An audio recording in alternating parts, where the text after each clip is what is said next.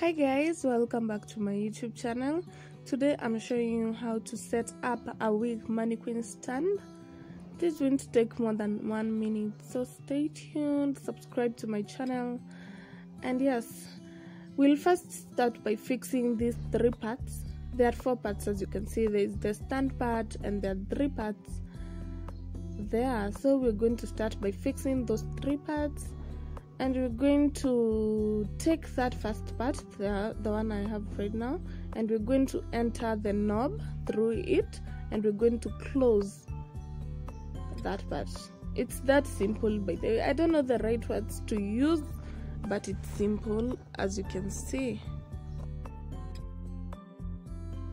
Those 3 parts we just put together help you with the rotating of the mannequin head. They help you with the flexibility of your head.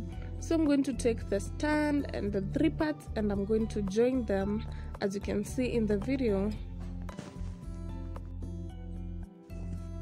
And yes guys, that's the main part, the major basic part. Okay, right now I'm going to show you how to make your stand flexible. So we're going to start with the tripod legs. And for you to make your legs flexible, you use the lower knob.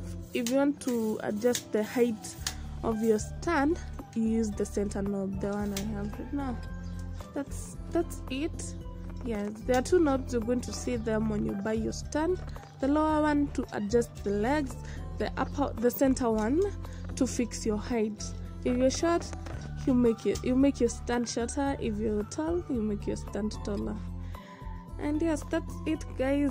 That part I told you is to adjust the mannequin head. If you want to make yours flexible, if you want yours to bend, if you want yours to remain straight, that's the part you use.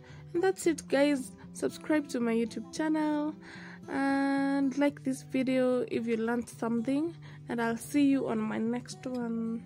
Bye.